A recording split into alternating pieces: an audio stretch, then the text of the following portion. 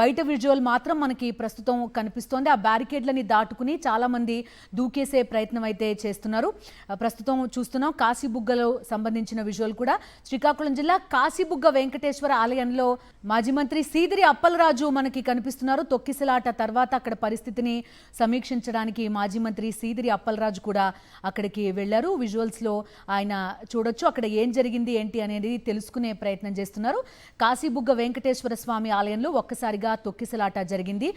పదుల సంఖ్యలో గాయపడినట్టుగా సమాచారం అందుతోంది. 9 మంది మృతి చెందినట్టుగా కూడా ప్రస్తుతం మనకి సమాచారం అందుతోంది. కార్తీక ఏకాదశి కావడంతో చాలా మంది ఉపవాసం ఉండి వెంకటేశ్వర స్వామిని దర్శించుకోవాలి అనే ఉద్దేశంతో పెద్ద ఎత్తున అక్కడికి చేరుకున్నారు. ఒక ఆహ్లాదకరమైన వాతావరణం ఆ చుట్టుపక్కలంతా ఉంటుంది.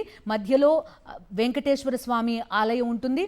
ఆలయం దర్శించుకుని చాలా మంది అక్కడ ఉన్నారు. అయితే ఒక్కసారిగా ఎక్కువ మంది భక్తుల్ని అనుమతించడం, చిన్న ఆలయం కావడంతో తొక్కిసలాట జరిగినట్టుగా ప్రాథమికంగా తెలుస్తోంది.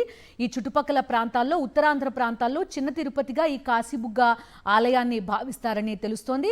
అటు ముక్కోటి ఏకాదశితో పాటు కార్తీక ఏకాదశి నాడు, పౌర్ణమి నాడు ప్రతి శనివారం రోజు ఇక్కడ భక్తుల రద్దీ చాలా ఎక్కువగా ఉంటుందని కూడా చెప్తున్నారు. భక్తుల రద్దీని సరిగా అంచనా వేయకపోవడం, దానికి తగ్గ క్యూ లైన్లలో ఏర్పాట్లు లేకపోవడం వల్ల తొక్కిసలాట జరిగినట్టుగా కూడా మనకి ప్రాథమికంగా సమాచారం అందుతోంది. ఘటనా స్థలానికి చేరుకుని వైఎస్ఆర్ కాంగ్రెస్ పార్టీకి సంబంధించిన బృందం అక్కడ సహాయక చర్యలు చేపట్టినట్టుగా కూడా తెలుస్తోంది.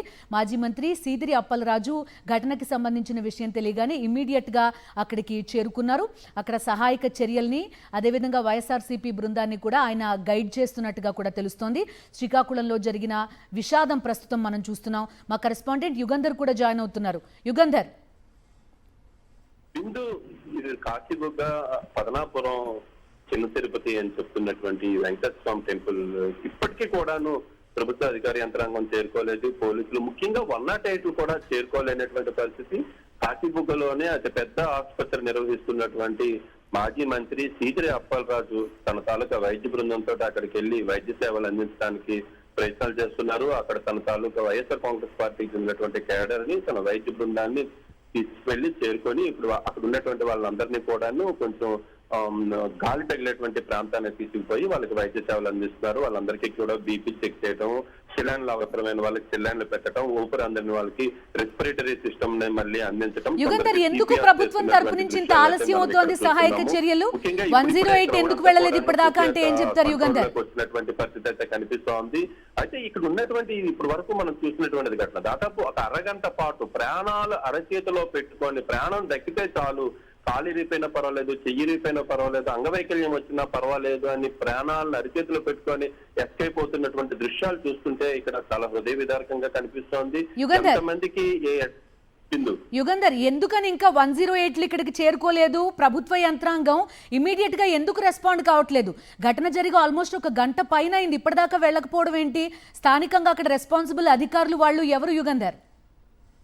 ఇక్కడ అధికారులు అయితే ఇమ్మీడియట్లీ గా 108కి కాల్స్ చేయడం అనేటువంటిది ప్రతి ఒక్కరికి తెలిసినటువంటి ఫస్ట్ ఇన్ఫర్మేషన్ 108కి చేశారు. తర్వాత 100కి కానీ పోలీసులకి ఇవ్వడం కానీ. ఇంత క్రౌడ్ జరుగుతున్నప్పుడు కనీసం అక్కడ 2 కానిస్టేబుల్ అయినా ఉంచాల్సినటువంటి బాధ్యత పోలీసులదే. ఇంత క్రౌడ్ వస్తారని ఎక్స్పెక్ట్ చేయాల్సింది పోలీస్ ఇంటెలిజెన్స్ బాధ్యతే. పోలీస్ ఇంటెలిజెన్స్ ఈ క్రౌడ్ అంతటినీ కూడాను అర్థం చేసుకోవాల్సి ఉంది.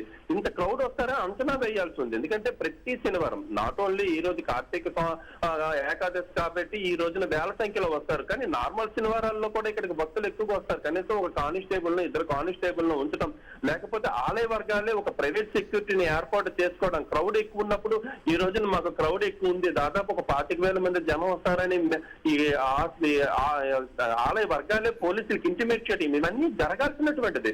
ఎందుకంటే ఇక్కడ ఉన్నటువంటి ఏర్పాట్లు ఎలా ఉన్నాయి అనేటువంటిది పోలీసులు అంచనా వేస్తారు. క్రౌడ్ మేనేజ్మెంట్ ని పోలీసులు అంచనా వేస్తారు. ఎంట్రీ ఎలా ఉంటుంది, ఎగ్జిట్ ఎలా ఉంటుంది, ఒకవేళ ప్రమాదం జరిగితే తప్పించి ఎస్కేప్ అవడానికి కావాల్సినటువంటి ఏర్పాట్లు ఉన్నాయా లేదా అనేటువంటిది పోలీసులు ఒక అంచనా వేయాలి. కానీ ఇక్కడ ఉన్నటువంటి ఆలయ వర్గాలు పూర్తిగా పోలీసులతోటి ఒకసారి కూడా కోఆర్డినేషన్ మీటింగ్ అయినట్టుగా లేదు. దీన్ని అంతటినీ కూడా ఇంత క్రౌడ్ వస్తుంది అనేటువంటిది ఇక్కడ ఉన్నటువంటి ఇంటెలిజెన్స్ వైఫల్యంగానే మనం చెప్పుకోవచ్చు. పోలీస్ ఇంటెలిజెన్స్ అనేటువంటిది ఇంత క్రౌడ్ వస్తుందని ఉన్నతాధికారులకు చెప్పాలి. ఉన్నతాధికారులు ఈ మేరకు ఏర్పాట్లు చేయాల్సింది. కానీ నార్మల్ గా కూడా జనాలు వచ్చినా కూడాను ఒక 2 కానిస్టేబుల్ అయితే రెగ్యులర్ టైంలో కూడా పెట్టాల్సినటువంటి ప్రదేశం ఇది. అయినా కూడా పోలీసులు ఇప్పటి వరకు కూడా దీని మీద దృష్టి సారించినటువంటి పరిస్థితి అయితే కనిపిస్తుంది. ముకుంద పండా కూడాను ఈ మేరకు వీళ్ళకి సమాచారం ఇచ్చారా లేదా అనేటువంటిది తర్వాత ఇన్వెస్టిగేషన్ లోనైతే తెలుస్తుంది. ఇక 108 విషయానికి వచ్చినట్టయితే 108 పరిస్థితి చాలా దారుణంగా ఉంది. వాటికి డీజిల్స్ లేనటువంటి పరిస్థితి కొన్ని చోట్ల కనిపిస్తుంది. అవి కూడా కొన్ని మండల కేంద్రాల్లో ఉన్నాయి. ఆ మండల కేంద్రాల నుంచి ఇక్కడికి రావాలన్నా కూడాను కొన్ని గంటలు టైం పడుతుంది. ఏదో కాశీబుగ్గ పలాస కేంద్రంలోనే ఒక 108 ఉంటుంది, కానీ అది కూడా వేరే ఎంగేజ్ ఏదో ఉండి ఉంటుంది, లేకపోతే సిబ్బంది సెలవుల్లో ఉండటం ఏదో జరుగుతుంది. గంట జరిగినా గంట అయినప్పటికీ కూడా ఇప్పుడు ఫస్ట్ ఎయిడ్ కూడా అందనటువంటి పరిస్థితి.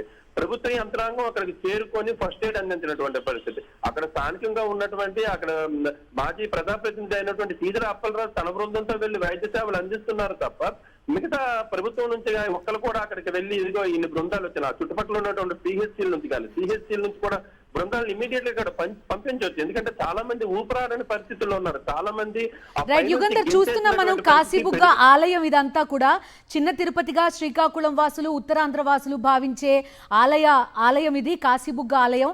ఆ ఆలయం చుట్టుపక్కల ప్రాంతం, ఆలయం లోపలి దృశ్యాలు కూడా మనం చూస్తున్నాం. ఒక సువిశాల ప్రాంగణం, చుట్టూ పచ్చటి తోటలు, మధ్యలో ఆలయం అత్యంత ఆహ్లాదకరంగా ఉంటుంది. అక్కడి వాతావరణం అంతా ఉత్తరాంధ్ర వాసులు తిరుపతి వరకు వెళ్లి మొక్కులు చెల్లించుకోలేని వాళ్ళంతా కూడా ఇక్కడికి చేరుకుంటారు. కాశీబుగ్గ ఆలయానికి వచ్చి తమ మొక్కుల్ని చెల్లించుకుంటారు. ప్రతి శనివారం కూడా అత్యంత రద్దీగా ఉంటుంది ఆలయం అనేది కూడా చెప్తున్నారు. అత్యంత ప్రతిష్టాత్మకంగా భావిస్తారు. ప్రస్తుతం అలాంటి ఒక ఆలయంలో జరిగిన విదారకర దృశ్యాలు కూడా ప్రస్తుతం మనం చూస్తున్నాం. ఘటనలో మృతి చెందిన వారందరినీ కూడా బయటకు తీసుకొచ్చారు. ఇప్పుడిప్పుడే సహాయక చర్యలు అందుతున్నాయి. మాజీ మంత్రి సీదిరి అప్పలరాజు ఇమీడియట్గా ఈ ఆలయం దగ్గరికి చేరుకున్నారు. సహాయక చర్యల్ని పర్యవేక్షిస్తున్నారు. ఆయన స్వయంగా రంగంలోకి దిగారు. ఆయన ఎవరైతే సొమ్మసిల్లి పడిపోయారో, మృతి చెందారో వాళ్ళందరినీ కూడా బయటకు తీసుకొచ్చి పడుకోబెట్టారు. వాళ్ళందరి పల్స్ చెక్ చేస్తున్నారు మాజీ మంత్రి సీదిరి అప్పలరాజు. ఇమీడియట్గా ఏం చేయాలో కూడా అక్కడ సూచనలు అందిస్తున్న పరిస్థితి. అయితే ఇప్పటిదాకా ప్రభుత్వం తరపు నుంచి ఎటువంటి సహాయక చర్యలు అందలేదని కూడా తెలుస్తుంది. ఒక క్రైసిస్ జరిగినప్పుడు, లేకపోతే ఒక అత్యంత విషాదకర దృశ్యం జరిగినప్పుడు ఇమీడియట్ గా రెస్పాండ్ కావాల్సిన వాళ్ళంతా కూడా ఏమైపోయారు అనే ప్రశ్న ఇక్కడ భక్తుల నుంచి మనకి ప్రధానంగా వినిపిస్తోంది. ఎందుకని అక్కడ స్థానిక అధికారులు చేరుకోలేదు, 108లు ఇమీడియట్ గా ఎందుకు చేరుకోలేదు అనేది ఒక ప్రశ్న కనిపిస్తోంది. మహిళలు ఎక్కువ మంది మనకు కనిపిస్తున్నారు. గాయాల పాలైన వారు కానీ, లేకపోతే మృతి చెందిన వారు కానీ మనం ఆ విజువల్స్ కూడా చూడొచ్చు. తొక్కిసలాట జరిగిన సమయంలో విజువల్స్ కూడా మనం చూస్తున్నాం. పెద్ద ఎత్తున ఒక్కసారిగా ఆలయం లోపలికి భక్తులు వెళ్లారు. నియంత్రించే పరిస్థితి అక్కడ లేకపోయింది. ఒక్కసారిగా ఒక చిన్న పుకారు రావడం, అందరూ గందరగోళంలో చిక్కుకోవడం, రైలింగ్ ని గోడని బయటికి లాక్కుని దూకే ప్రయత్నం చేయడంతో భారీ తొక్కిసలాట జరిగినట్టుగా కూడా తెలుస్తోంది.